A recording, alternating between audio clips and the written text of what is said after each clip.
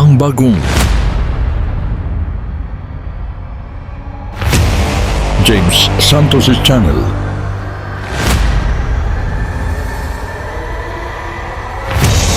Bagong tema, bagong boses, may komentaryo. Ang pangangaral ni Brother Eli Soriano.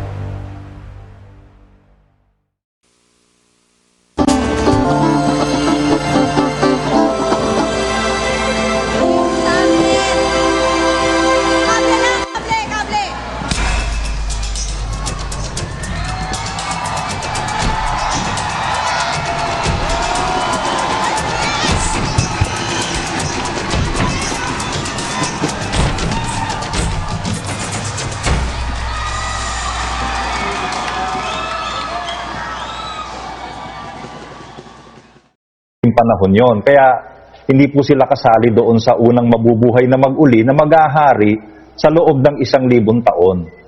So, magaganap po ito na binigyan sila ng magpahinga ng kaunti pang panahon. Yung kaunting panahon po na yon, yun yung kaunting panahon after ng 1,000 years. Na may mga magaganap pa nga pong mga pangyayari, magre-rebelde ang Diablo dahil pakakawalan siya, lalaban pa, tapos maaaring may mapatay pang mga lingkod ng Diyos doon.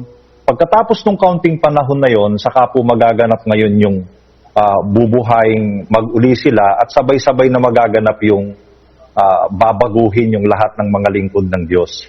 Yun pong binanggit kanina ni Sis Luz sa 5 ng unang Korinto, talagang kanina lang po talaga nagliwanag ng husto yung kapatid na Eli, dahil ako rin po ang matagal kong paniniwala doon, magaganap yun pagdating ni Kristo. Haharap tayo, yung mga magiging dapat, mabubuhay na mag-uli sa unang pagkabuhay na mag-uli dahil dun sa salitang tayong lahat. Yung pala, hindi po pala ganon. Sa final judgment po pala yon, kapatid na Eli. Dahil nga may mga gawa pang masasama, nagagantihan doon. Pagka kay Kristo ka, bubuhayin kang mag-uli, wala nang ang hatol sa mga na kay Kristo Jesus. Bakit naman hahatulan pa sila? Yun, maliwanag po ngayon yon, kapatid na Eli. Sa hinaba-haba po ng panahon, talagang nakakalito po yung sitas na yon, 5 Gs ng 2 Korinto, pagka hindi po yun liliwanagin, kapatid na Eli. So, maliwanag po sa akin yung Brother Eli, salamat sa Diyos. Lalo na yung 6:9 hanggang 11 ng Apokalipsis na yon. Brad Sani, ba't hindi kayo sumasabat kasi? Hindi ko po alam kung nakapasok ay audio ko. Yun nga rin po yung isa na kanina pong napansin ko, yung 2 Korinto 5 Gs na yan. Na yan po pala sa final judgment magaganap. Kasi nga po, ngayong araw ko lang natin po ito naintindihan na yan pala isa final judgment. Dahil yung sinunod pong talata ng kapatid na Daniel, yung mga na kay Kristo, wala nang hatol sa 8:1. Pagkatapos dito sa 2 Korinto 5 at Gs, sapagkat tayo natin kinakailangang mahayag sa harapan ng hukuman ni Kristo upang tumanggap ang bawat isa ng mga bagay na ginawa sa pamagitan ng katawan ayon sa ginawa niya, maging mabuti o masama. Sa buong akala ko, mula nung unang nagbasa po ako ng Biblia hanggang kanina, yan po pasok po sa 1,000 taon. Yung pong nasa isip ko, kapatid na Eli, mga kasama. Yung pala, sa final judgment nga itong 2 Korinto na ito, 5 at Gs, na naliwanagan natin ngayong araw na ito. At yun din pong Apokalipsis 6:9 hanggang 11, ang ganda po ng punto na itong mga ito, binigyan pa ng kaunting panahon. Tapos, maghihintay pa silang maganap yung bilang na kagaya rin naman nila na papatayin. So, sila po, sabi nga ni kapatid na Daniel, hindi pa sila resurrected. Tapos, meron pa silang hihintayin na panahon. Ang sabi, maghintay pa ng kaunting panahon. Na yung panahon na yon, ay dapat makumpleto yung bilang pa ng papatayin gaya rin naman nila. So meron pa pakumpletuhan ng bilang na papatayin gaya nila at maghihintay sila ng kaunting panahon. At yung kaunting panahon na yon, yun po, naintindihan natin, hindi po pwedeng pumasok doon sa 1,000 taon dahil yung konting panahon, mahaba po yung 1,000 taon eh. So, yung palang kaunting panahon na yon, after po ng 1,000 years, napakalinaw po nung kapatid na Eli. Gayun din naman, yung kaunting panahon na yon, doon din magaganap yung maraming kapigatian, doon nakakalagan si Satanas. Doon sa kaunting panahon na yon, marami po palang pangyayari magaganap doon nakapaloob, kapatid na Eli. Kasi kanina habang nakikinig po kami rito, parang nakakalaki ng ulo dahil unti-unting nagdidetali po yung mga mangyayari sa hinaharap. Dahil nga po doon sa napapalooban ng 1,000 taon, maghahari ang Kristo na sinakaluktok sa kanan ng Diyos, tapos naghahari siya kasama yung mga banal na naghahari dito sa lupa. At sa loob ng 1,000 taon, sa kanyang paghahari, paglipol po yun. Hanggang sa malipol, ang huling lilipulin ay yung kamatayan. Ang ganda po nung punto na yon. Na si Kristo, naghihintay na mailagay sa ilalim ng tungtungan ng kanyang mga paan lahat ng kanyang mga kaaway. Pagkatapos po, pag naganap na yon, ayun, naganap na lahat, pati po yung 1,000 taon na yan. Doon pala, ayun na, kakalaga na si Satanas sa kaunting panahon. At doon sa kaunting panahon na yon, meron pong kahuli-huli ang final na magaganap, yung pong naganap na ang hiwaga, yun po yung pag-ihip ng 7 pakakak ng anghel, kapatid na Eli. At yung pala yung key dun sa sinasabi kanina dun sa mga nasa ilalim ng dambana na maghintay pa ng kaunting panahon. Dahil meron din sinasabi sa Biblia na merong tinig ng 7 anghel pagka malapit na sa humihip kung magkagayoy ganap na ang hiwaga ng Diyos. Na yung pong hiwaga ng Diyos na yon, ang ganda po ng duktong sa 15 at 51 hanggang 54, nakaruktong po yung pag-ihip ng huling pagtunog ng pakakap, yung 7. Narito, sinasaysay ko sa inyo isang hiwaga. Ito na nga po yung hiwaga. Hindi lahat, o hindi tayong lahat ay mga tutulong. Ngunit tayong lahat ay babaguhin. So, hindi po pala lahat matutulog o mamamatay. Pero tayong lahat babaguhin.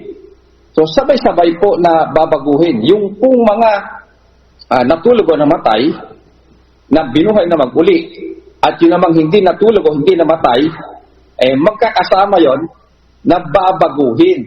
So, isang pagbabago lang. Yung punto po kanina, na sa unang pagkaboy na mag-uli, sa pagdating ni Kristo, hindi po pala lahat doon babaguhin na. Wala pa silang masasabing yung katawan na panglangit na nauukol sa langit na para pumanik sa langit. Kasi nga po, tayong lahat babaguhin, sabay-sabay po yun. Dahil meron pa nga pong mga paghaharian sa loob na 1,000 taon na mga maglilingkod sa Diyos.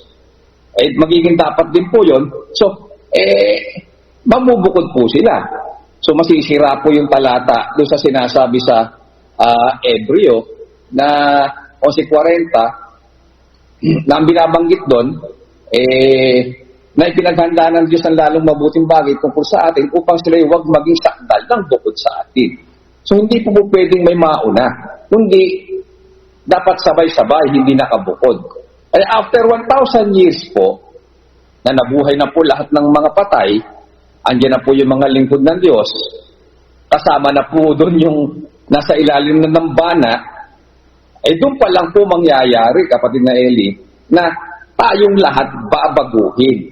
Doon sa mga babaguhin na yon, meron po doon, hindi lahat natulog o hindi namatay. Meron naman doon natulog. Pero sama-sama silang mabubuhay na lahat sila na magiging dapat sama-samang babaguhin, kapatid na Eli. Yun po, isang napakagandang naintindihan namin po ngayong araw na ito. Ayun, na babaguhin sa isang sandali, sa isang isa't mata, sa huling pagtunog ng pakakak. Yun na po yung huling pagtunog ng pakakak, yung 7 pakakak na hihipan ng anghel. Sapagat tutunog ang pakakak at ang mga patay, mga bubuhay na maguli na walang kasiraan. At tayong lahat, ayun na, babaguhin na. Lahat na po na maliligtas at magiging dapat, babaguhin na. Sapagkat kinakailangan itong may kasiraan, magbihis ng walang kasiraan. At itong may kamatayan, magbihis ng walang kamatayan. Datapwat pagka itong may kasiraan, ay mabihisan ng walang kasiraan. At itong may kamatayan, ay mabihisan ng walang kamatayan. Kung magkagayoy o kung magkakagayon, ay mangyayari wikang nasusulat, nilamon ng pagtatagumpay ang kamatayan. Yun na po yung final, kapatid na Eli, na yung pagtatagumpay. Ito pong, ang talata po na ito na 15:51 hanggang 54, kapatid na Eli, ngayon parang napakaliwanag po na naiintindihan namin ngayong araw na ito, yung pagkakasunod-sunod niya, kapatid na Eli, na may mga kasukasuan pala ito galing sa Apokalipsis, sa Mateo, sa Hebreo. Yun po, kapatid na Eli, napakaganda po nung naintindihan namin ngayong araw na ito. Yan po yung aking napulot ngayon po. Ngayon sa pagpapasalamat na ito, maraming salamat po sa Diyos. Mga kasama, baka nakasama. Fred Sunny. Kapatid na Josel. Kasi dudugtong ako doon sa sinasabi mo doon sa 15:22, 54 ng Corinto. Kasi may pagtunog ng pakakak dyan eh. Kung hindi pinapapansin sa atin yun, na ang tinutukoy yung huling pagtunog ng pakakak. Yung 4:16-17 kasi ng unang Tesalonica, may pagtunog din ng pakakak eh. Dito nako-confuse ang napakaraming mga tao, kaya napagpapalit nila o napagsasama nila na itong pagdating ng Panginoong Hesukristo siyang paghuhukom na rin. Wala silang malinaw na outlook dito sa ano ba ang 1,000 years, ano ba ang mangyayari doon sa pagtunog ng pakakak sa pagdating niya, na kung saan mabubuhay yung mga kay Kristo na namatay, pagkatapos yung mga buhay naman na dinatnan ay aagawing kasama, maghaharing kasama niya. Iba naman ito doon sa huling tunog ng pakakak naman na ihihip ng ikapitong anghel eh. Na kung saan, eto na, doon na yung pinag-uusapan ngayon na meron pang kaunting panahon na hinihintay naman yung mga nasa dambana na mga binigyan ng puting balabal. Ito mga kapatid, ako po, nararamdaman ko ngayon, naiintindihan natin ito dahil siguro gusto ng Diyos na maipaunawa sa atin ito sa pamamagitan ng pagtuturo kay Brad Eli, kay Brad Daniel. Kung tayo ay naglilingkod ngayon, saan ba natin gustong makita sarili natin, masama tayo sa sequences ng mga events na ito? Saan ba tayo may privilege na mapabilang kung loloobin ba ng Panginoon at kaawaan tayo? Kasi may 1,000 years eh. May pagtunog ng pakakak sa umpisa niyan na kung kailan kukunin yung mga magiging dapat na maghahari na mga pawang kay Kristo. Pero hindi naman natin pwedeng sabihin na yung sa pangalawang pagkabuhay ay wala namang magiging dapat doon. Meron din eh. Pero saan ba mas magandang masama? Saan ba tayo mas magandang mapabilang? Hindi naman natin maitatanggi yung mga nasa dambana. Paghihiganti naman yung mga yun eh. Dangan at pinaghihintay pa sila ng kaunting panahon. Yung kaunting panahon na yon, dito pala pumapasok ito after nung 1,000 years na po mga kapatid. At yung kaunting panahon na yon, yun na rin yung panahon kakalagan yung demonyo sa pagkakabilanggo sa kanya. May kaunting panahon siya, pero marami ang mangyayari doon sa kaunting panahon na yon. May pagre-rebuilding gagawin, may mamamatay pa nga. Kaya nga specified kanina, sinabi nga ni Brad Daniel hindi pa resurrected itong mga nasa ilalim ng dambana na ito. Kasi ano sila maghihintay pa. At meron pa silang mga kasamahan na papatayin. So yung sangkatauhan, hindi pa tapos doon May mamamatay pa na mga tao, na mga kasamahan din nila. Ibig sabihin, mga magiging dapat din itong mga ito. Yung mga ganun, napakahirap intindihin po niyan mga kapatid, kahit anong basa gawin mo, pagka hindi ka pinagkalooban ng Diyos na maunawa, anong mapapala mo rito? Hindi ka makakaintindi. Yung 5 Gs na yun, Yun nga yung key, Brad Joseph, yung may kaunting panahon, hintayin pa yung bilang ng kapwa ninyo na papatayin. Ibig sabihin, hindi tapos yung kasaysayan ng tao, meron pang papatayin kagaya nila. So, may mamamatay pa, ibig sabihin, kapatid ng Joseph. Ang gandang punto na, no? After 1,000 years yun, may papatayin pa rin after 1,000 years. Lumalabas, may maliligtas pa rin mga sangkatauhan na nabubuhay after 1,000 years. May maliligtas pa rin. Brad Danny, di ba? Yun ang napansin. Brad Danny. May maliligtas, Brad Sunny, Brad Josel, after 1,000 years, nagliligtas pa rin ng Diyos. Hello. Kasi Oo, Brad Roland, kasi kasamahan ng mga nasa dambana yun Oo. Pareho din yan, mapupuno yung bilang nila oo. Kaya ako gusto ko masama sa 1,000 years hindi doon sa after ng 1,000 years. Ako rin. Kaya mo makasama sa kapatiran? Baka naman, sa tinagal-tagal kasama ka pa sa mga papatay.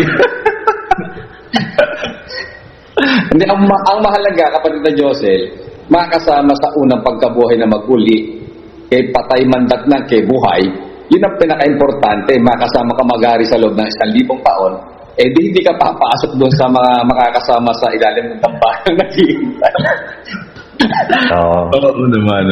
Pero napakagandang bagay na yung palang pagbabago, hindi naman una-una. hindi naman pala nasama ka sa 1,000 years.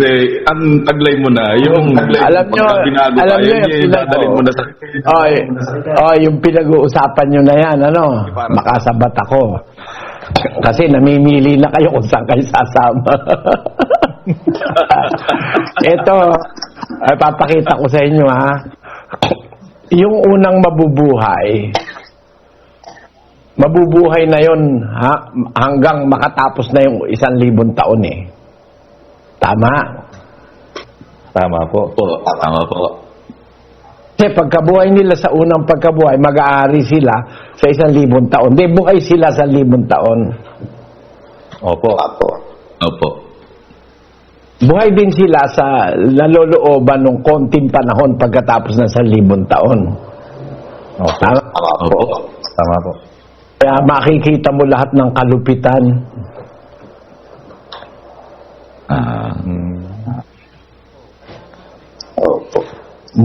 Mula sa pagkabuhay mong mag-uli, sa paghahari ni Kristo na lahat ng mga suwail, mga kalaban ng Diyos, lilipulin sa ilalim ng kanyang paa, sa ilalim ng kanyang paghahari.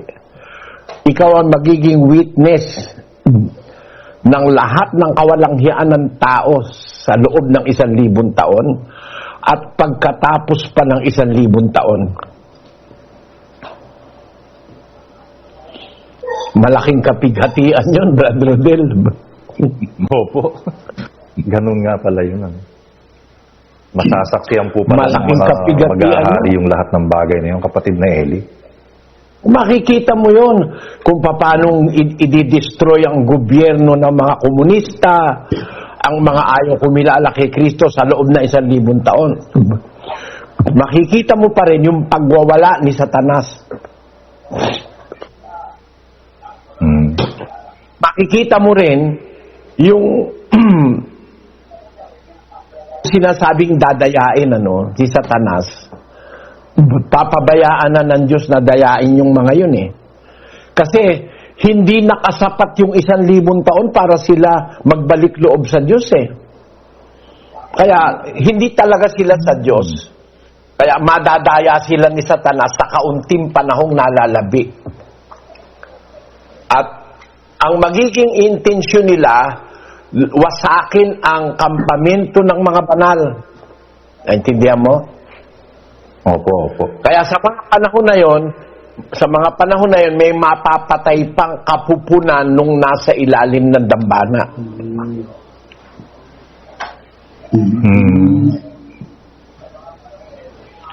Pero bababa ang apoy sa langit, masusupok sila. On those notes, mamamatay itong mga kampo ni Satanas na ito. Di ba? Opo. hindi pa rin hindi pa rin nagaganap yung huling pagkabuhay. Magaganap ngayon ang huling pagkabuhay sa versikulo 10 hanggang 12. No? Kung itutuloy mo yung talata sa 9, 10, masusupok yung mga nadaya ni Satanas. Di mamamatay yun. Pag nasupok, mamamatay. Opo. Pero yung Diablo, ibubulid na sa dagat-dagatang apoy. Tapos sabi ni Juan, nakita ko ang isang malaking luklukang maputi at ang nakalukluk doon na sa harap niya ay tumakas ang langit at lupa at walang kasumpungang kalalagyan nila. Nakita ko ang mga patay, malalaki, malilit, nakatayo. Ito na ngayon yung last resurrection. Immediately pagkatapos ng resurrection, haharap na sila dun sa hukuman. Nakuha nyo? Opo, kapatid na Eli. Yan pala. Wala na po yung Diablo na ibulid na. At saka yung bulaang propeta. Saka pa lang po, haharap itong mga patay na binuhay. Yung mahahayag yung luklukan Pagka naibulit na yung Diablo, mahahayag na yung luklukan na maputi. Ibig sabihin, yun na yung final judgment. No? Nanyang panahon na yan, mawawala na ang langit at lupa. Ibig sabihin, bago mawala yung langit at lupa, dapat mabuhay muna yung mga nasa lupa na nakalibing. Tama? Kaya immediately pagkatapos nung pagkabulid sa Diablo, mangyayari na yung last resurrection. Pagka nahayag na ngayon yung hukuman, haharap na ngayon yung mga tao doon, mawawala na ang lupa at saka ang langit. Ibig sabihin, bago mangyaring mahayag yung hukuman, nabuhay na yung mga patay na sa last resurrection. Kasi, kung hindi pa nabubuhay, mawawala na yung lupa, nandun nga yung mga patay sa lupa, di ba? Di ba?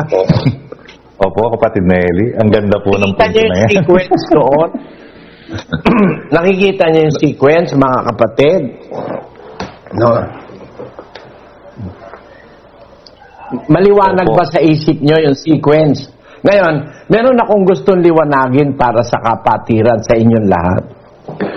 Ang hindi natin nalalaman, napapag-ukulan ng pansin, yung itsura nung luklukan, yung trono.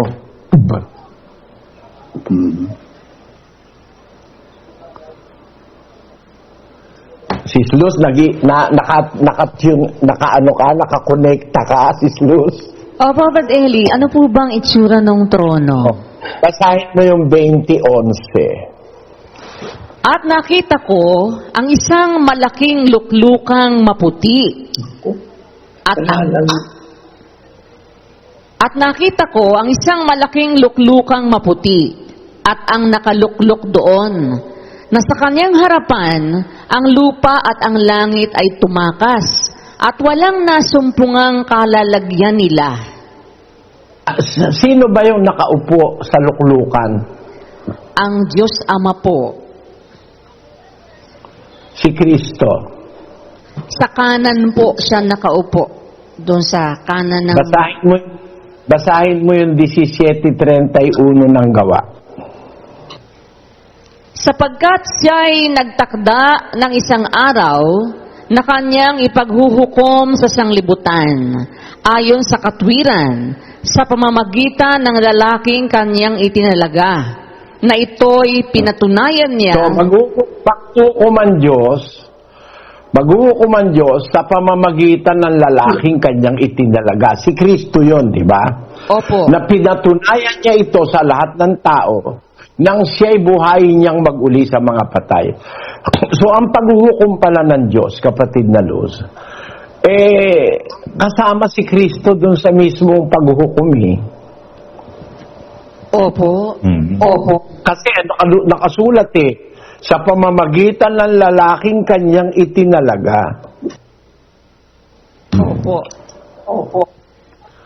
Para ngayon, para magkaroon tayo ng ideya, may luklukan, nakaupo ang Diyos doon. At nakaupo si Kristo ron, nahuhukom, kasama siya sa araw ng paghuhukom.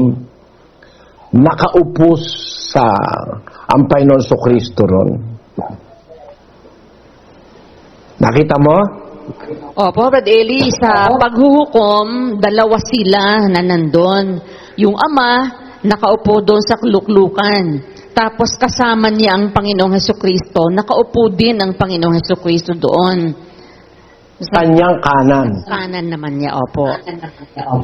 Yan. Ngayon, si Kristo kasi, kaya alam kong kasama ron, sabi ni Pablo doon sa Timoteo, sa ikalawang Timoteo, pinagbibilinan kita sa harapan ni Hesukristo, sabi niya, sa paningin ng Diyos at ni Kristo Jesus, na siyang huhukom sa mga buhay at sa mga patay. Basahin mo, Sisters 4:1. Ipinagbibilin ko sa iyo sa paningin ng Diyos at ni Kristo Jesus na siyang huhukom sa mga buhay at sa mga patay. Sa pamamagitan. Ayan mo sa makatid, magkasama sila ang Diyos at saka si Kristo, huhukom. At si Kristo, tinatawag na hukom ng buhay at patay. Tama? Tama po. Basahin natin ang ikalawang, ang Pedro 4:5. Na sila'y magbibigay sulit sa Kanya na handang humukom sa mga buhay at sa mga patay. Sapagkat dahil dito'y ipinangaral, maging sa mga patay ang Ebanghelyo, upang sila... Si Kristo, huhukom sa mga buhay at mga patay, sapagkat dahil siya'y hukom sa buhay at patay, kailangan maipangaral ang Ebanghelyo, maging sa mga patay. Tama ba, Sis Luz? Tama po. Ito ngayon ang senaryo. Seldom na hindi natin na mapag-isipan ng tao. Wala naman akong nabasang ganitong aral sa iba-ibang iglesia, no?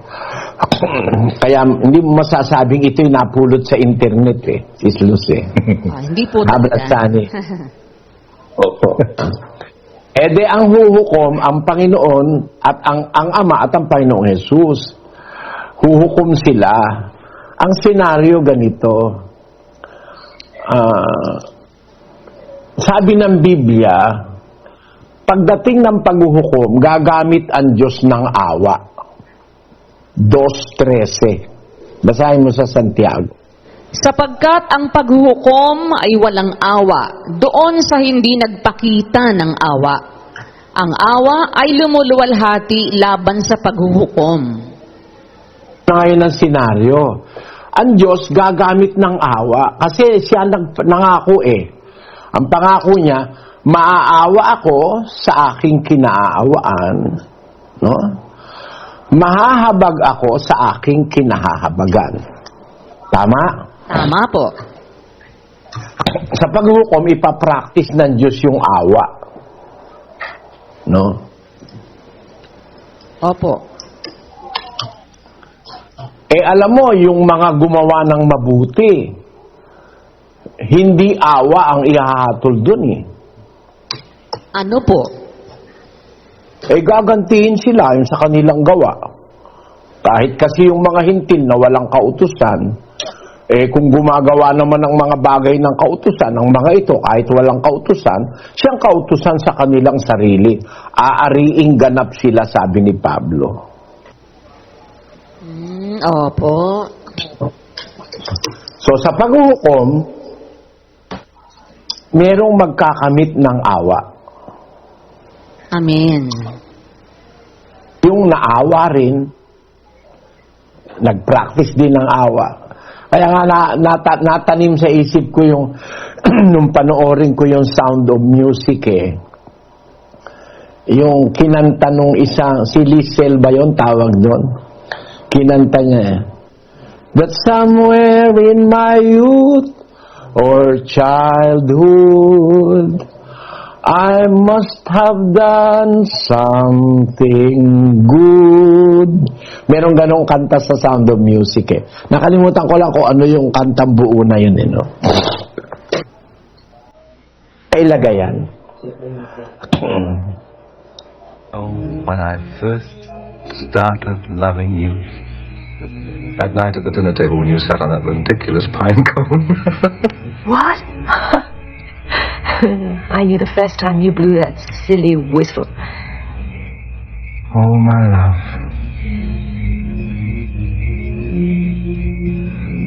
For here you are, standing there.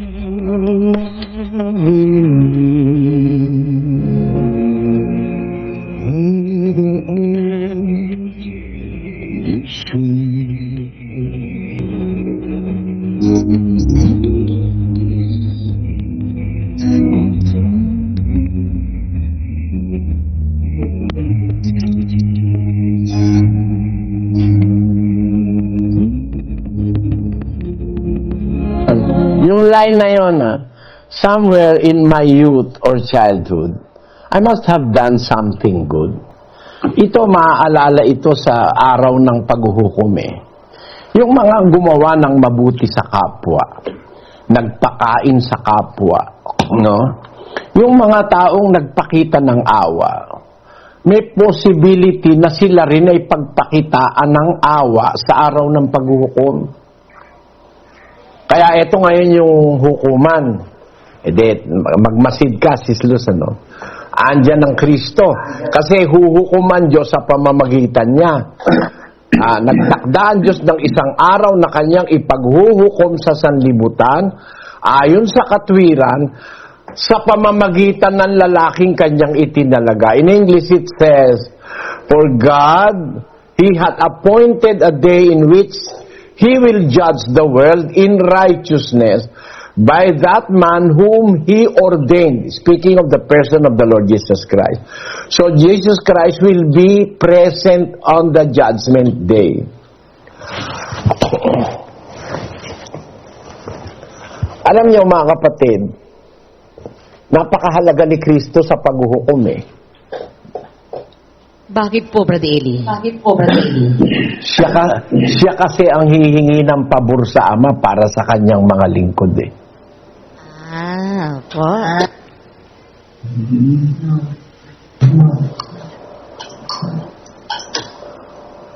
Hindi ba meron tayong isang tagapamagitan sa Diyos at sa mga tao? Di ba? Opo. Sa paghuhukom, kailangan yung pamamagitan ni Kristo Amen. Kaya sa paghuhukom, may maaabsuelto, may kaaawaan dahil mamamagitan si Kristo. Ama, i-consider mo ito. Makasumpong nawa siya ng habag sa araw na yon si Onesiporo, no? Sapagkat madalas niya akong pinaginhawa, di niya ikinahiya ang aking tanikala.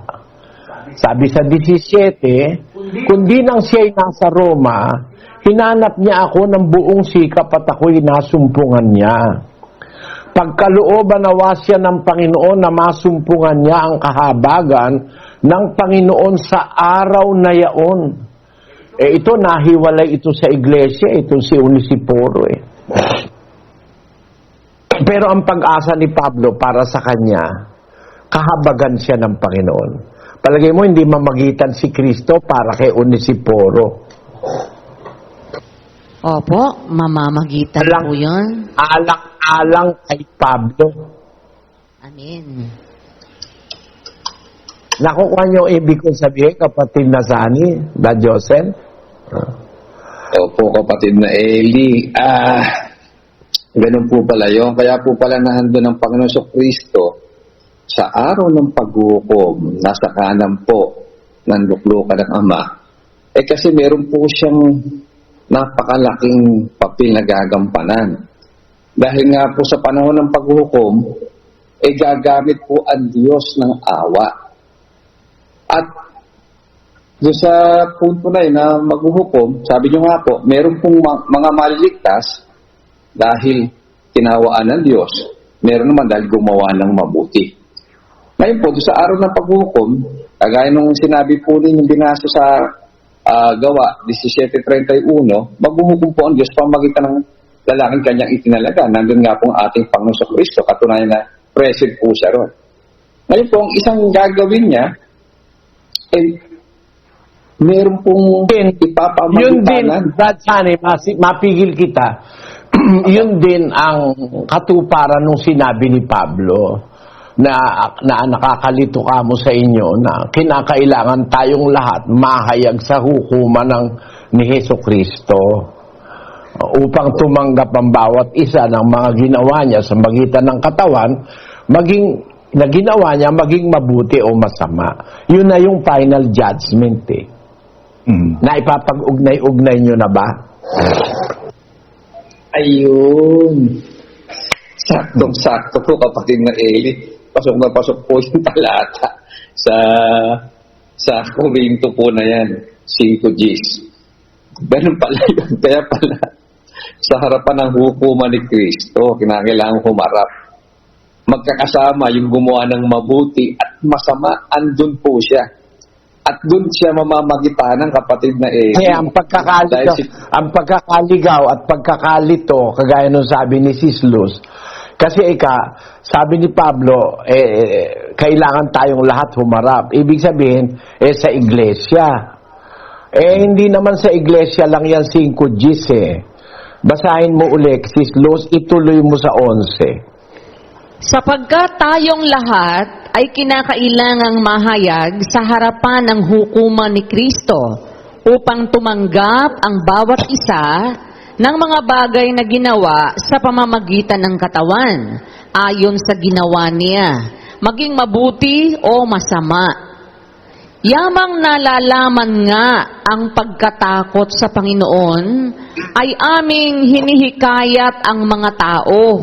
Ngunit kami ay nangahahayag sa Diyos at inaasahan ko na kami ay nangahayag din naman sa inyong mga budhi. Ayun, kasama lahat ng tao dyan, kaya nga pati yung wala sa iglesia, hinihikayat nila na magkaroon ng takot sa Diyos. Naintindihan mo yun, Sis Luz, Brad Johnny? Opo, Brad Eli, kasama po pala dito. Hindi lang po pala para sa iglesia to. Kasi nga po, yun na yung final na po ito sa pinal, yung sa hukuman na nandoon na si Kristo kasama ang Panginoong Jesucristo sa paghukom sa lahat ng tao, pati sa mga gumawa ng masama. Ngayon, ang gusto kong maintindihan mo dyan at kayong lahat, hindi naman tayo haharap sa hukuman ni Kristo para hukuman.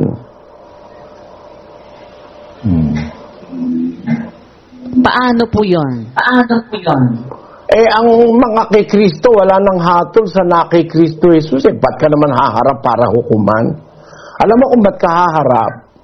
Bakit po? 4:5 ng unang Korinto. Kaya nga, huwag mo na kayong magsihatol ng anuman hanggang sa dumating ang Panginoon, na siya ang maghahayag ng mga bagay na nalilihim sa kadiliman at ipahahayag naman ang mga haka ng mga puso. At kung maggagayon, ang bawat isa ay magkakaroon ng kapurihan sa Diyos. Ang Kristiyano haharap sa hukuman ni Kristo kasama ng masasama para bigyan ng kapurihan at ng putong. Hindi para hukuman. Kaya sabi ni Pablo sa mga Korintong palahatol, huwag ka kayong hatol ng hatol. Hanggang dumating ang Panginoon, maghahayag siya ng nalilihim sa kadiliman, papahayag. Kasi ang paghukom, parang sa paghukom sa korte, haharap ka, hindi para hatulan. Dalawa ang chance mo. Hahatulan ka o exonerate ka o papawalang sala ka. Nakasakay ba kayong tatlo dyan sa inyong ibayo? Opo, kapatid na Eli. Opo, hindi po pala lahat ng haharap sa hukuman para hatulan. Malinaw po, kapatid Nelly, kahit nga itong mga kay Kristo, pwede namang nandoon nga po yan, haharap din sa hukuman pero not necessarily ang kahulugan pala nun para sila'y hatulan. Kundi manapa, yung pong kapurihan nilang mahahayag, kapatid Nelly. Unlike yung masasama, natural, talagang yung po'y mahahatulan. Pero yung mga kay Kristo, hindi po pwedeng ganun Ang para sa kanila naman, iba. Nasa harap sila ng hukuman, pero para mahayag naman po yung kapurihan. Ganun po, Brad Sunny. Yung matagal na pinag-usapan, yung matagal na pinanira sa'yo, na ikaw ay non-rape, abay, sa hukuman ni Kristo, mariresolve yun. Yun. Nalilitaw yung Brad Rodel. Oo, ang ganda po no, kapatid na Eli. Ang ganda nun. Yung mga pinagkamalian ka, pinag-isipan ka ng masama, dito, imbis na kapurihan ang tanggapin mo, siniraan ka pa. Doon sa final na yon, mahahayag pong lahat yon, Brad Eli. Napaka-glorious na araw po nun para sa mga likas. Kaya pala, kapatid na Rodel, mahahayag yung mga bagay na nalilihim, At sa paghahayag na yon, merong mapapahiya doon, meron naman may exonerate, sabi nga ng kapatid na Eddie, na bibigyan ng putong. Kaya hindi lahat ng harap sa harapan ng hukuman ni Kristo, huhukuman. Meron pala ron, mga lingkod ng Diyos, wala na hatol yun. Ang ganda, kapatid na Rodel. Malay po ba natin na yun palang laman ng 2 Corinto 5 Gs? Kasi talagang malilito ka dun Pero ngayon maliwanag po, kapatid na Eli. Ang mga lingkod ni Kristo, haharap sa hukuman ni Kristo para mahayag yung mga nalihim upang tumanggap ng kapurihan. Pero may mga haharap sa hukuman para hatulan, para iabswelto o kaya ay kondenahin. At ang maganda, kasama ng Ama ang ating Panginoong Hesukristo doon sa araw ng paghuhukom. Si Kristo mamamagitan, hihingi ng awa sa Diyos. Kumbaga, babak-apang ka doon kung kay Kristo ka. Napakaganda po, no, kapatid na Eli. Kaya yung mga sumay kay Kristo... Pero wala si Maria ron para mamagitan. Wala po si Maria. Wala po. Ang mamamagitan si Kristo. Kaya sabi ni Pablo, nagtakda siya ng isang araw na kanyang ipaghuhukom sa sanlibutan sa pamamagitan ng lalaking kanyang itinalaga. Yung salitang sa pamamagitan, mamamagitan si Kristo sa araw ng paghuhukom. Opo. Hindi po kasali si Maria doon sa pamamagitan. Kaya ng turo ng mga katolik. Si Kristo na kapamagitan. Hindi si Kibuloy. Mamamagitan para sa mga tao ang Panginoon Kristo. Huwag niyong kakalimutan yung salita sa 2:1 hanggang 2 ng unang Juan. Mumunti kong mga anak, ang mga bagay na ito ay sinusulat ko sa inyo upang kayo'y huwag magkasala. At kung ang sino man ay magkasala, ay may tagapamagitan tayo sa Ama, si Hesukristo ang matuwid. At siya ang pampalubag loob sa ating mga kasalanan. At hindi Iglesia yan, Siya ang pampalubag loob sa ating mga kasalanan at hindi lamang sa atin, kundi sa buong sanlibutan naman. Merong hindi kaalib sa iglesia, ipapamagitan ni Kristo. Ayun. Ang ganda. Opo, kapatid na Eli, naalala ko po ngayon yung tinetext niyo sa amin na may mga maliligtas dahil gumawa ng mabuti sa mga kapatid ni Kristo. Lalabas sa araw ng paghuhukom, iisa-isahing yun. Hanapin yun. Ang ganda. Ang ganda ng punto, kapatid na Rodel, na at siya ang pang palubag loob sa ating mga kasalanan. At hindi lamang sa ating mga kasalanan, kundi nang sa buong sanglibutan din naman. Kaya, andun siya. Papagitan niya. Hindi lang sa atin, kundi yung buong sanlibutan eh. Kaya talagang ang ganda. Ang ganda ng presence ng ating Panginoon Kristo sa araw ng paghukom. Napakaraming maliligtas. Diyan pa lang sa party na yan, mga kapatid, malaki na po partida. Ay, napakaraming mapapahamak ang kanilang bilang gaya ng buhangin sa dagat. Yung maliligtas hindi mabilang ng sino man Yo. Panalo. Galing. Opo, panalo pa rin. Walang bilang. Ang ganda po, no? Panalo talaga, Diyos natin. Ba't nga hindi? Sa mga kaawaan pa lang marami na talaga yun Ito lang po sa panahon natin. Gaano nakarami ang mga may nagawang mabuti sa mga kapatid na kinikilala ni Kristo na kanyang kapatid. Ang dami na po nun Sa in one way or the other, yung mga nakatulong din kay Brad Eli sa kanyang pangangaral, si Brad Daniel ganyan din. Hindi naman nila namamalayan yon. Doon sa mga naging kapatid naman, maaring napahiwalay pa yung iba, nakagaya po ni Onesiforo, mga kapatid. Pero malaki ang chance nito. Huwag lang bang magre-rebelde kahit nahiwalay, ang laki pa rin ng ng pag-asa Dahil may Kristo na mamamagitan, lalo na pagka pinakiusap na gano'n ni Pablo, pinapanalangin ni Pablo, sana pagkalooban ng habag ng Panginoon ito sa araw ng paghukom. Malaki ang chance nitong si Onesiforo pati sa sambahayan niya. Ganyan napakagandang senaryo, kaya pag pinagkabit-kabit mo po yung mga eksena, tama yung sinasabi ni kapatid na doktor, ano nga pangalan niya kanina para kang nanood ng isang pelikulang ang ganda-ganda Opo. Dr. Anselmo. Oo, kapatid na Anselmo. Parang ang ganda ngayon ng Brad Josel, nung puntong sinabi ni Brad Eli na sa paghuhukom, magkasama yung mag-ama Kaya dun sa Mateo, ang magsasalita dun yung anak di ba? Magsiparito kayo, mga pinagpala ng aking ama. Manahin niyo ang kahariang nakahanda sa inyo, buhat ng itatagang sanglibutan. Kapagkat ako'y nagutom, etc. Nandun ang ama. Nandun ang Panginoong Jesucristo, kaya ang laki ng papel ng Panginoong Jesucristo sa araw ng paghuhukom. Para sa ikabubuti ng mga taong ang pinili gumawa ng mabuti. Kaya ang ganda nun. Na-resolve din yung Bradeli, yung... Pero lalo kang matutuwa pag pinuntahan na natin yung paksa. Dito pa lang po. Ang saya na Ano paksa? Sislus, ano ba ang paksa? Ang paksa po natin, lagay natin uli, ang kahulugan ng balabal na maputi na ibinigay sa mga kaluluwa na naghihintay ng ganti ng Diyos sa araw ng paghuhukom ayon sa Biblia. Ayan. Hindi kasi pinaliwanag pa ni kapatid na Daniel, nasa party ko yan gusto nyo na ba? Umpisahan na natin. Opo. Sige, para wag mawala momentum.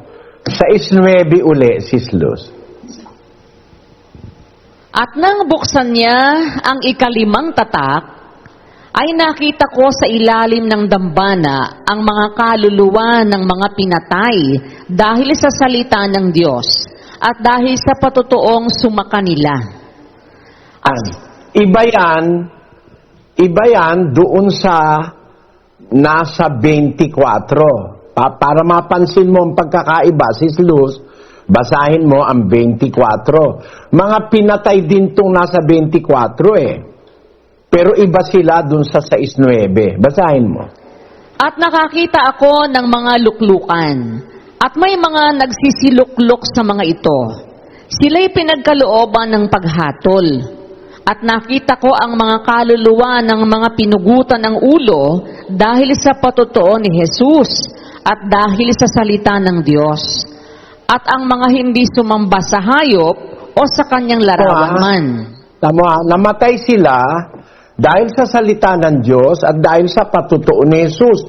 Yung patutuo ni Jesus, yun ang espiritu ng hula na sinasabi sa Isaiah, ano. At itong mga ito, hindi sila sumamba sa hayop.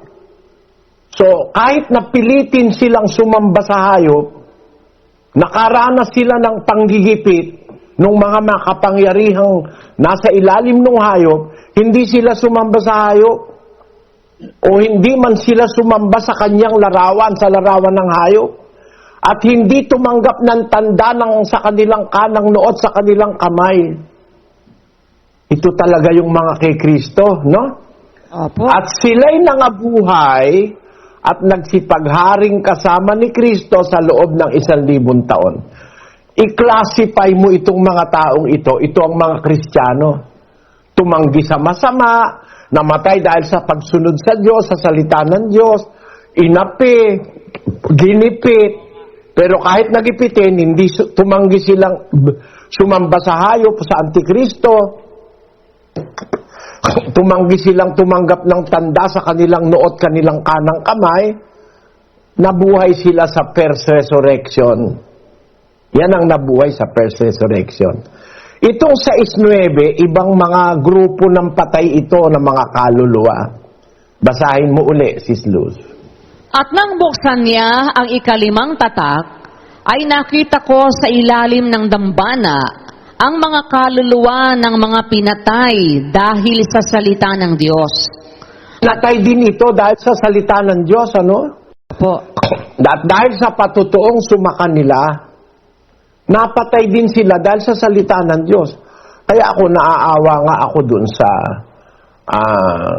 mga nagsasabing sila'y kay Kristo. Tapos nagpunta sa India, may dalang Biblia, pinatay ng mga Hindu. Pumunta sa Saudi Arabia, pinagmalupitan ng mga dahil sa pangalan ni Kristo. Ng mga hindi conforme kay Kristo. Maraming ganyang tao pero wala sa iglesia itong mga ito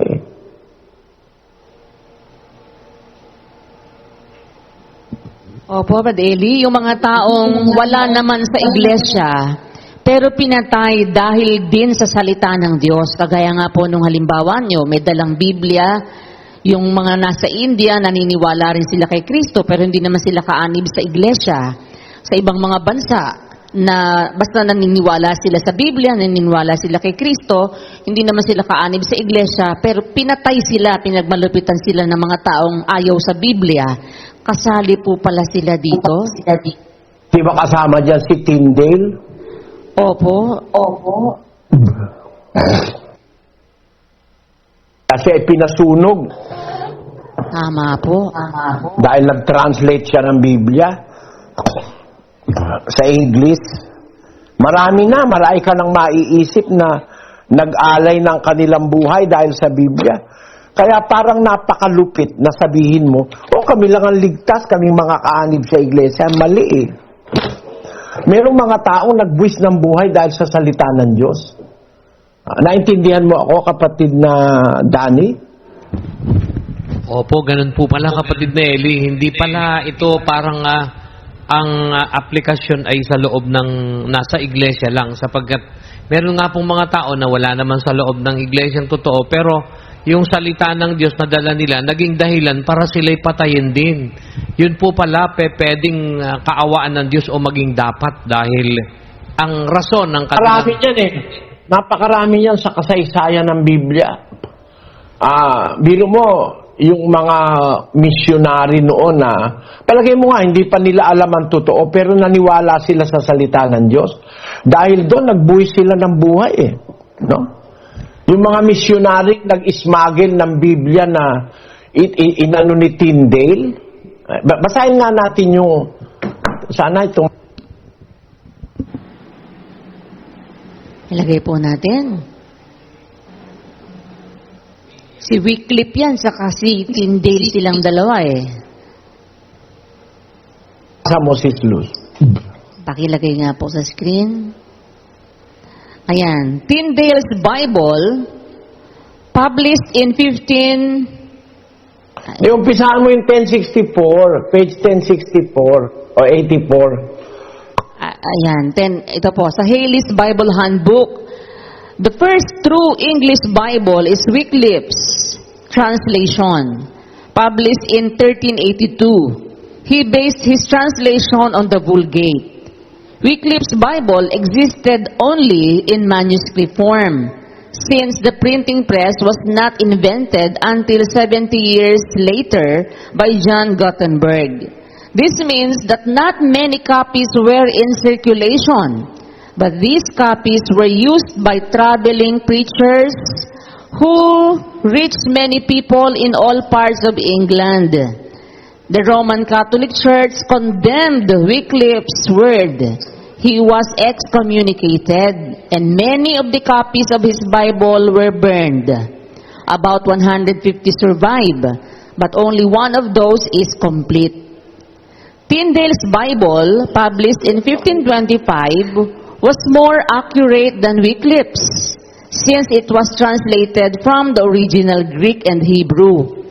When church authorities tried to stop the publication of his Bible, he fled from England to Hamburg, then to Cologne and Worms, where his New Testament was printed and smuggled into England in bales of merchandise.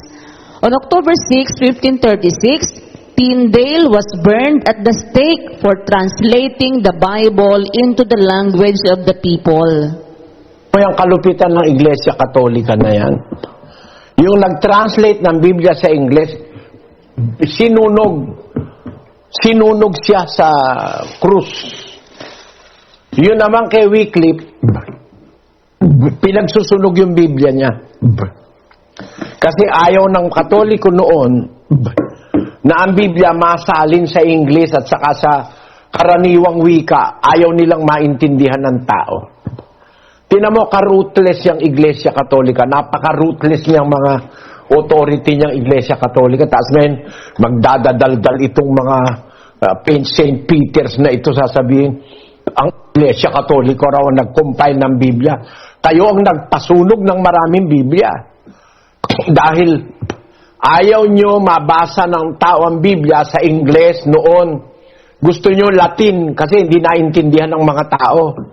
Kasi ang kanila yung Latin Bible Latin Vulgate Kokonti lang naman ang taong marunong ng Latin noon. Lalo na yung mga English, yung mga taga-England tsaka sa Amerika. Pero merong nagmalasakit na ang Bibliang na i-translate ay ipalaganap. Itong mga taong ito, pinatay ito Basahin mo yung Dark Side of Catholicism, page 169, Sis Luz. Ito po. Burning of Protestant Bibles can also be a sign of contempt for competition. On May 27, 1923, the Protestant Bibles were burned in Rome in honor of the Virgin Mary. In 1932, the Ireland Eucharistic Congress of Dublin undertook the public burning of Protestant Bibles. Francisco Franco of Spain had 100,000 Bibles ground into pulp before burning them. In Colombia, on December 4, 1949, the mayor of Toribio ordered all Protestant Bibles burned. This was followed in La Aguado, Casonare, Colombia in May 1950. All the Bibles were burned, including 124 Protestant chapels. Yan po, nasa Manhattan. Tinan nyo pinagmamalupitan yung nagtataguyod ng Biblia gaano ba karaing tao yun? Sabihin mo na yung mga tao na hindi kaanib sa iglesia. Pero dahil sa salita ng Diyos, pinatay sila No? Opo. Kaya lang, hindi sila Kristiyano. Hindi sila naturuan ng aral ni Kristo na buo. Kaya nga, humihingi sila ng ganti. Kasi kung Kristiyano yan, hihingi ng ganti yan Naintindihan mo ba ako? Kapatid na Josel, naintindihan nyo ako? Opo, kapatid Nelly. Pagka Kristiyano po yan, hindi naman po hihingi ng ganti yan. Obviously po, kaya nga sila humingi ng ganon, ganti. Hindi nga po sila Kristiyano. At itong sinasabi niyo po nga na itong mga ito, pinatay itong mga to dahil din sa salita ng Kristo. Diyos. Hindi naman po kaanib sa iglesia itong mga to. May awa po pala ang Diyos dito sa mga ito na mapapasa kanila rin, makakamit nila. Magkaiba po pala yung tinutukoy dito sa 6:9 ng ikaw man ang Diyos. Ikaw man ang Diyos. Maaawa ka sa mga yan dahil salita mo ang kanilang pinagtuunan ng buhay nila, pinamuhunanan nila Opo. Diba? Maawa ka dyan kung ilalagay ka sa lagay ng Diyos. Alam mo kung bakit. Bakit po? Mag-isip kayo, mga kapatid, Noong araw, wala namang nangangaral ng iglesia ng Diyos Pagkamatay ng mga apostol, wala na, nagkaroon na ng kagutom. Sinasabi sa Amos 8:11. Narito, ang mga araw ay dumarating, sabi ng Panginoong Diyos, na ako'y magpapasapit ng kagutom sa lupain, hindi kagutom sa tinapay o kauhawan man dahil sa tubig, kundi sa pagkarinig ng mga salita ng Panginoon. At sila'y magsisilaboy sa dagat at dagat, at mula sa hilagaan hanggang sa silanganan, sila'y magsisitakbo ng paroot parito upang hanapin ang salita ng Panginoon at hindi masusumpungan. Ito bang mga taong ito, mapapahamak lahat ito? Biro mong gagawing effort niyan, lalaboy at lalaboy para hanapin ang salita ng Diyos. Napansin mo ba yon, Sis Luz? O ngayon lang? Ngayon lang po, Brad Eli, na itong mga tao pa lang na to, maliligtas po sila sa awa ng Diyos. Kasi nga, naghahanap sila, may kagutom nga po. Wala naman silang magagawang paraan para makita Kasi yun. nangangaral. Walang nangangaral ng salita ng Diyos. Tama po, walang nangangaral. Naitago ng Iglesia Katolika ang salita ng Diyos. Kaya nagkaroon ng blackout ng salita ng Diyos Pinapapatay pa nagtatranslate ng Biblia at ang tawag pa sa Pilipinas dyan, libro sikreto. Sa pananakop ng Kastila, bawal magbasa ng Biblia ang pangkaraniwan tao. Hindi ka pwedeng magkaroon ng Biblia. Kaya tinawag yung libro sikreto. Noong mga panahon na yon, may mga taong nauuhaw, nagugutom sa salita ng Diyos. Naghahanap sila, wala silang makita. Walang nangangaral ng totoo Ikaw ang Diyos, di ka kaya maawa ron sa mga yon. Kapatid na Josel. Ay, mayaman po sa awaan Diyos. Siguradong kaawaan po itong mga ito, kapatid Nelly. Sila nga po itong naghahanap Ang kaawaan ng Diyos, napakalawak. Alam mo kung bakit? Bakit po? Pangako ng Diyos kay Abraham yun Pagpapalain ko ang magpapala sa iyo. Susumpain ko ang susumpa sa iyo. Si Abraham ang representasyon ng dalawang iglesia Ama siya ng iglesia ng Diyos sa Israel at ama siya ng iglesia ng Diyos na mga sumampalataya sa iglesia ng Diyos sa Bagong Tipan kasi ama siya ng Israelita, ama siya ng mga Hintil. Nakita mo?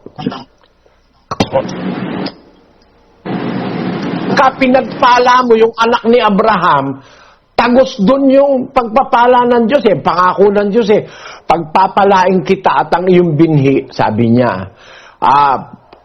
Sa pagpapalain kita at sa pagpaparami, pararamihin ko ang iyong binhi, gaya ng mga bituin sa langit, gaya ng mga buhangin sa dagat, at kakamti ng iyong binhi ang pinto ang bayan ng kanyang mga kaaway.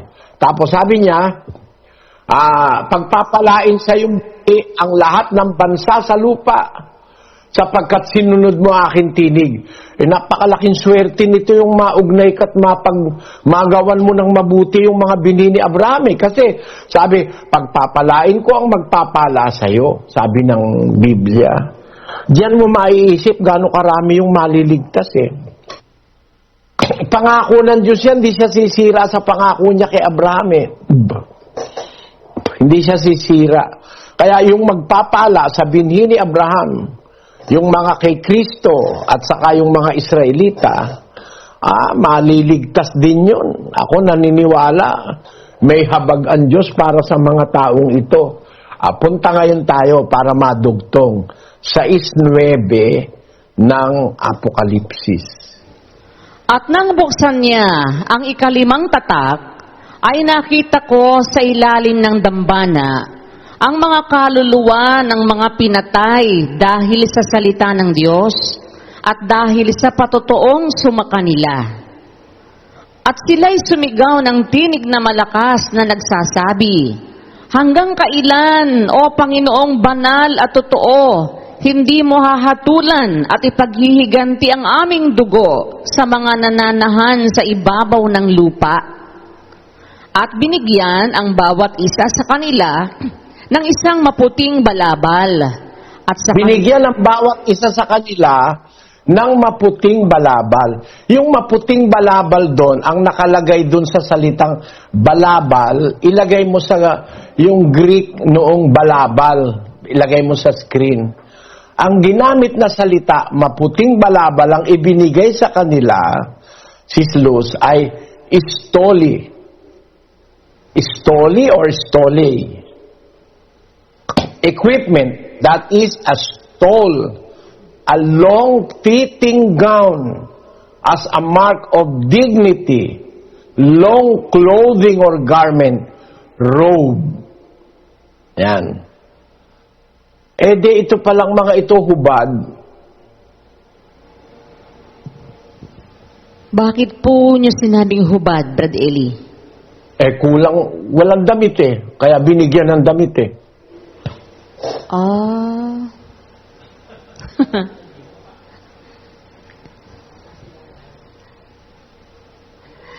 Binigyan.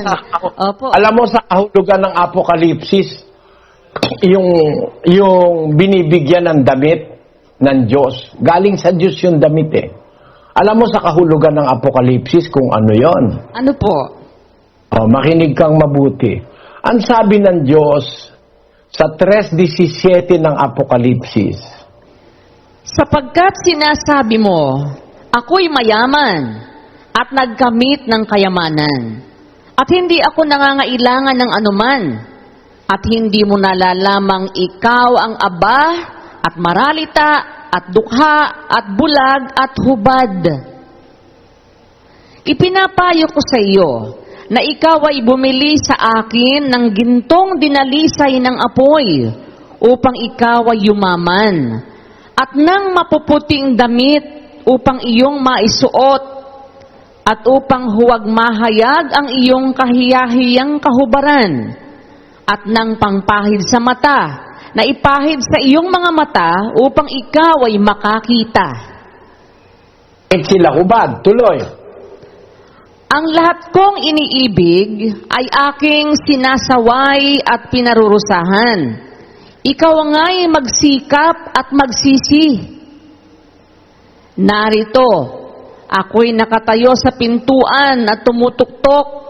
Kung ang sino man ay duminig ng aking tinig at magbukas ng pinto, ako'y papasok sa kanya at hahapong kasalo niya, at siya'y kasalo ko.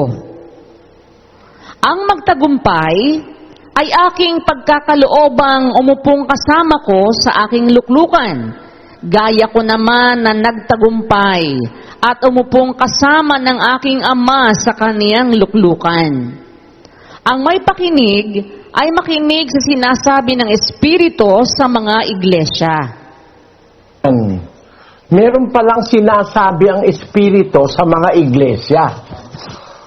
Tama? Tama po. Tama po. Sa aling mga iglesia? Di ba sa 7 iglesia yan, tuwing may sasabihin, may makinig sa sinasabi ng Espiritu sa mga iglesia. Kaya pagsamasamahin mo, yung sinabi sa Epeso, yung sinabi sa iglesia sa Tira, sa Sardis, sa Smyrna, sa Laodicea, sa Philadelphia, sa Pergamo. Pag samasamahin mo lahat yung sinasabi ng Espiritu, eto ngayon, pinagsama-sama ko sa isip ko, Sis Luz. Kasi ang sabi, may makinig sa sinasabi ng Espiritu sa mga iglesia. E di, included lahat yung mga iglesia sa Asia. Tama? Tama po. Sumagot naman kayo kahit hindi ko kayo tawagin. Ano ba kayo? Yung makinig sa sinasabi ng Espiritu sa mga iglesia. Tandaan nyo, ang Apokalipsis, pinatungkol sa 7 iglesia. Ang Espiritu may sinasabi sa bawat isa sa iglesia. Pag samasamahin mo yun, matututunan ka. Opo. Balikan natin yung humihingi ng ganti, binigyan ng maputing balabal o ng istole o robe. Ito yung katumbas nung sinasabi doon sa iglesia na nasa sa anghel sa iglesia sa Laodicea. Na ang sabi doon sa bandang huli, sabi mo ako'y mayaman. Marami akong kayamanan, di ako nangangailangan ng anuman, sabi doon sa iglesia sa Laodicea. Pero hindi mo nalalaman, ikaw ay maralita, aba, dukha, bulag at hubad. Isa pala sa kanyang kakulangan, hubad siya. Kaya yung mga hubad kailangan bigyan ng mapuputing damit o ng istole. Hubad kasi Opo. kaya lalagyan ng damit, yung mga kaluluwa, hubad yun. Bakit hubad? Sa anong kahulugan? Kasi, ang sabi sa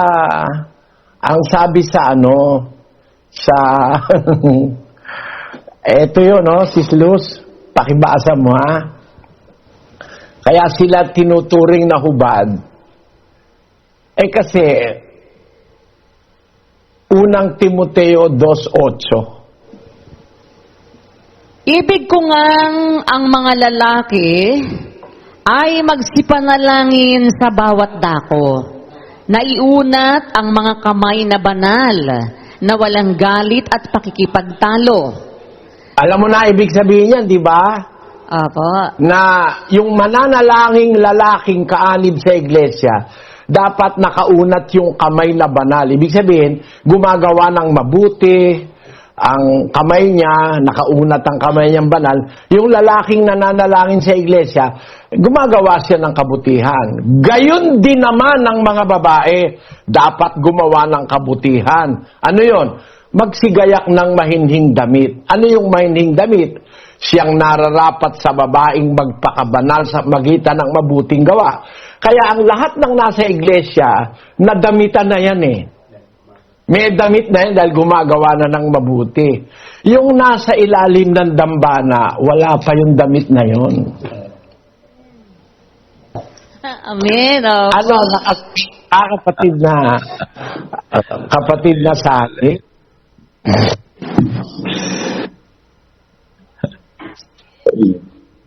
Opo, kapatid Nelly, kaya iba po pala yung nasa 6:9 doon sa nasa 20 at 4 ng Apokalipsis.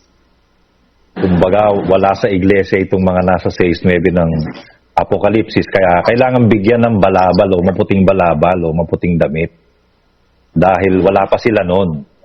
Hindi kagaya sa iglesia, tinuturuan tayo sa doktrina na idamit natin yung gawang mabuti, yung maputing damit na tinutukoy sa Biblia, sa Apokalipsis. Ganun po pala yun, Radeli. Kaiba pala talaga yun. Ngayon, para patunayan, alam mo, yung sabi, binigyan sila ng maputing balabal bawat isa. Alam mo kung sino ang magbibigay? Sino po? 19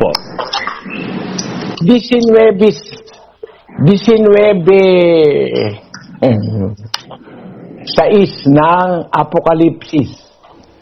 At narinig ko ang gaya ng isang tinig ng isang makapal na karamihan, at gaya ng lagaslas ng maraming tubig, at gaya ng ugong ng malalakas na kulog na nagsasabi, Alleluia! Sapagkat naghahari ang Panginoong ating Diyos na makapangyarihan sa lahat. Tayo'y mga galak, at tayo'y mga sayang mainam, at siya'y ating luwalhatiin, sapagkat dumating ang pagkakasal ng kordero, at ang kanyang asawa ay nahahanda na. At sa kanya'y ipinagkaloob na damtan ang kanyang sarili ng mahalagang lino, makintab at tunay, sapagkat ang mahalagang lino ay siyang mga matuwid na gawa ng mga banal. Yan. Palang damit na maputing lino, yung white robe na ibibigay dun sa mga nasa ilalim ng dambana, representasyon pala ng matutuwid na gawa, kapatid na Luz. Kaya lang, may diferensya sa pagkasalin. Sa 19:8. Ang kordero ikakasal, di ba? At sa kanya ipinagkaloob na damtan ang kanyang sarili ng mahalagang lino. Yung idadamit doon sa kanyang kasintahang ikakasal sa kanya, ang Kristo ang magbibigay ng damit na yon. Opo. Ipinagkaloob. Alam mo kung paano yon? Paano po? Meron kang ginawa na katwiran. May damit ka na. Opo. Kulang pa. Kung may kulang pa, lalagyan ka ni Kristo ng balabal na galing sa Kanya, na yung balabal na yon ay istole. Kaganapan nung ginawa mo, ang ginawa naman ni Kristo. Dahil yung mahalagang lino, na kay Kristo yun Siya yung matwid na gawa ng banal. Ang pagkakatranslate, nilagyan ng mga banal. Hindi, wala ron sa Greek. Ang mahalagang lino, siyang matwid na gawa ng banal. Si Kristo ang banal. Naintindihan mo? Siyang nagpabanal at ang pinapaging banal, pawang sa isa, sabi ng 2:11. Ang original na nakakadamit ng kayong lino si Kristo. Siya lang ang may perfect na damit. Kung ang damit mo may kulang pa, kailangan mo pa, meron ka ng pantalon, meron ka ng brief, may pantalon ka na, meron ka ng trubinize, kailangan mo pa ang coat. Para makumpleto, bibigyan ka ni Kristo ng lahat ng kakumpletohan. Para makumpleto. Siya kasi ang tagapagpuno. Siya ang tagatubos. Siya ang pinanggagalingan ng awa. Siya ang magpapakumpleto ng damit ng iglesia. Kaya, wala kang damit, may damit ka na dahil gumawa ka ng mabuti. Hindi naman mo nagawan lahat. O kaya wala ka naman damit, hubad ka. Si Kristo magpo-provide nun talagang damit. Amen. Naintindihan mo yon, kapatid na Sani? Opo, kapatid na Eli, sa tulong at awa ng Diyos. Naintindihan ko na po sa ngayon yung maputing balabal na dapat ibigay doon sa mga nasa ilalim ng dambana.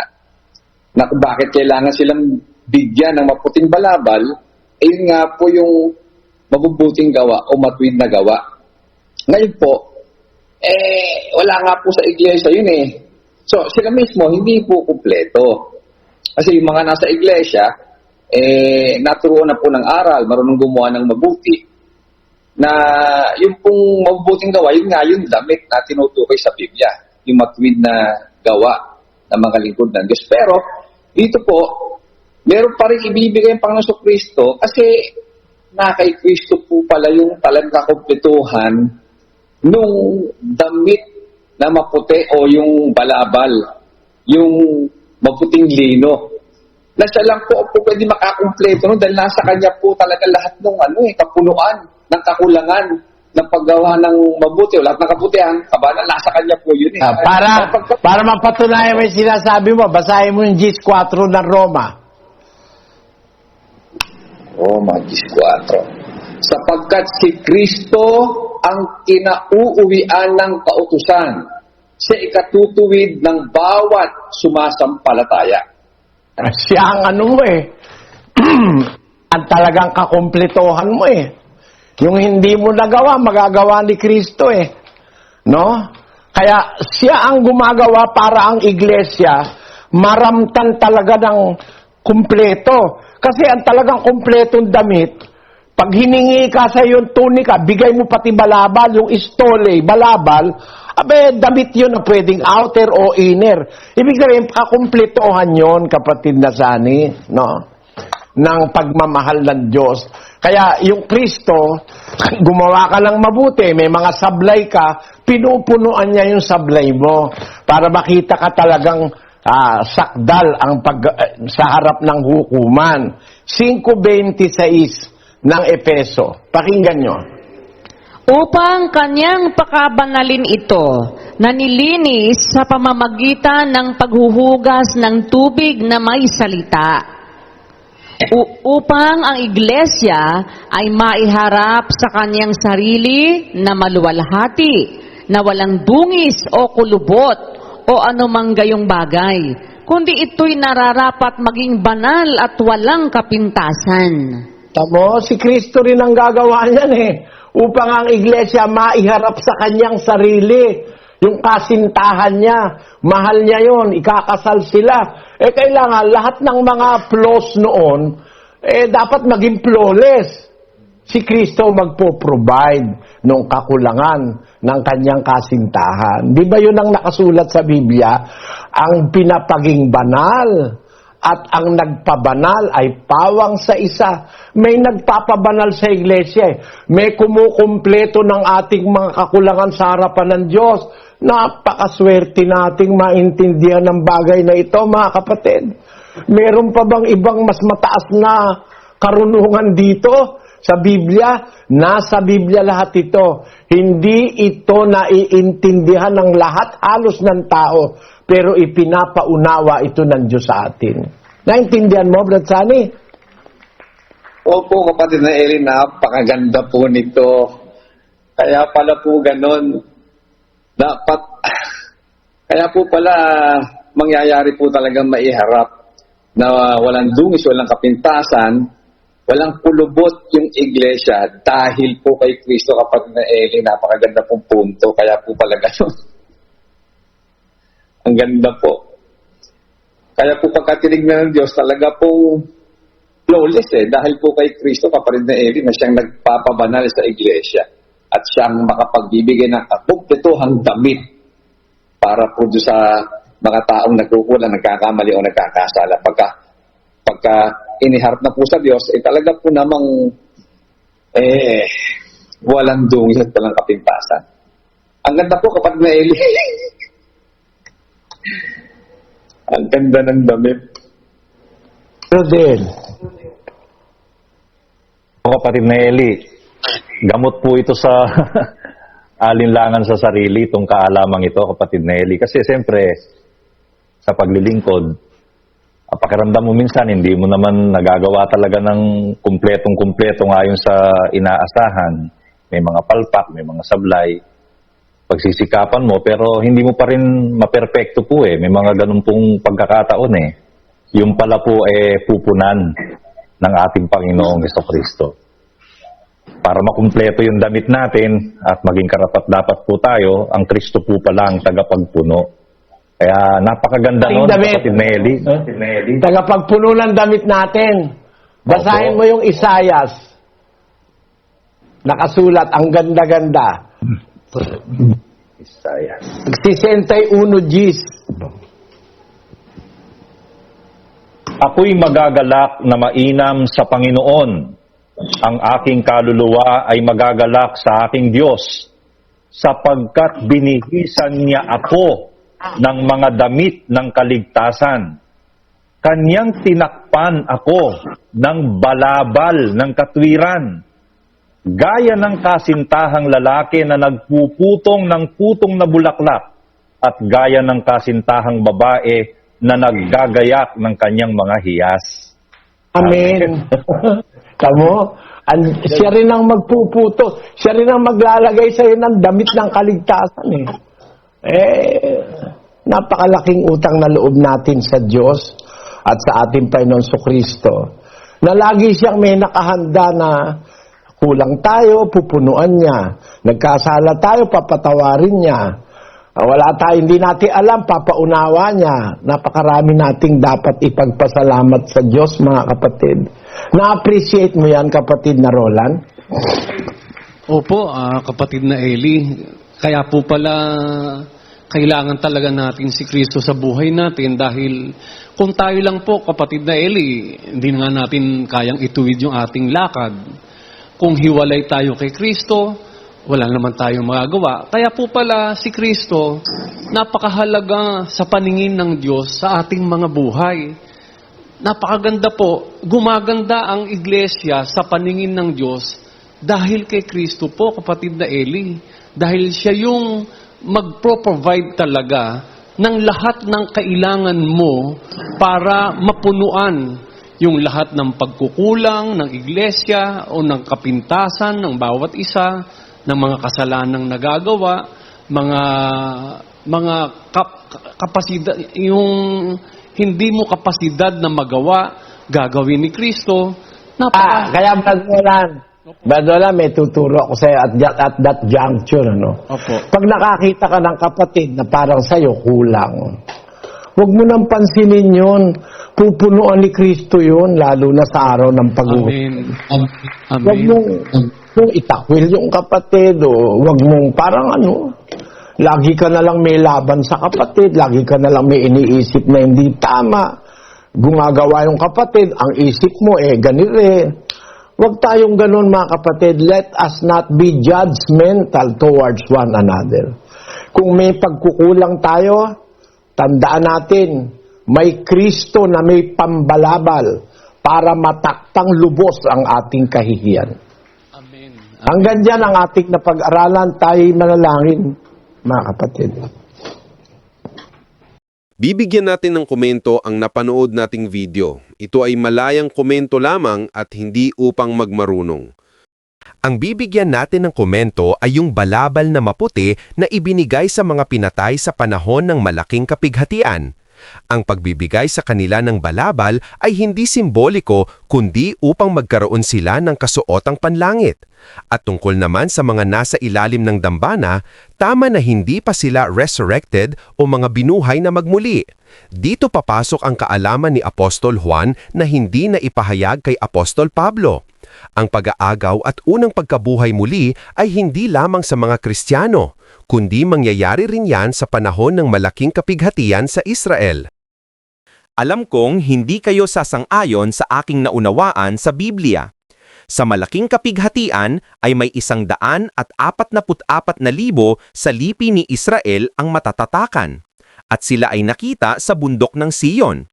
Kung ating aalamin ang lugar ng bundok ng Siyon, ay ito ay nasa kalangitan, at mababasa natin yan sa Ebreyo Kapitulo 12, versikulo 22. Kaya ibig sabihin, ang 144,000 na natatakan ay mga na-rapture at dinala sa langit. Meron bang pagkabuhay magmuli sa panahon ng malaking kapighatian? May 2 saksi na pinatay at sila ay binuhay at pinaakyat sa langit. Binigyan rin sila ng makalangit na katawan para makapunta sa langit. Ano pa ang katunayan natin na hindi lamang ang pag-rapture ang mangyayari? Meron ring pagkabuhay magmuli sa malaking kapighatian. Hindi kasi nakita ng maayos ni Brad Eli ang kaugnayan ng talatang Apokalipsis Kapitulo 6, versikulo 9 na mga kaluluwang pinatay sa nasusulat sa Apokalipsis Kapitulo 20, versikulo 4. Ang mga pinatay sa panahon ng malaking kapighatian dahil kay Jesus ay binuhay magmuli at kasama ni Jesus na maghahari sa loob ng 1,000 taon. Ito ang katunayan na may bubuhahing magmuli sa panahon ng malaking kapighatian bago mag-1,000 taon. At napansin ko rin sa mga paliwanag ni Brad Eli ay hindi niya nababanggit ang hayop na Antikristo. Kasi magkasabay na nasakot si Satanas at ang hayop na Antikristo. Ikinulong si Satanas ng 1,000 taon at ang hayop na Antikristo naman ay ibinulid sa dagat-dagatang apoy. Kaya hindi mabanggit-banggit ni Brad Eli ang Antikristo dahil ang aral niya ay pagkatapos ng pag-rapture ay umpisa na ng 1,000 years. Dahil ang malaking kapighatian ay panahon ng hayop na Antikristo at hindi sa mga huling panahon ng 1,000 taon. Kaya kung may nais kayong linawin ay mag-comment lang kayo. At kung nagustuhan ninyo ang napanood ninyong video, please like, subscribe, share, and comment. At maraming salamat sa mga sumusuporta sa pamamagitan ng GCash. At marami pa kayong mapapanood na hindi pa na-upload sa internet. Maraming salamat sa panonood.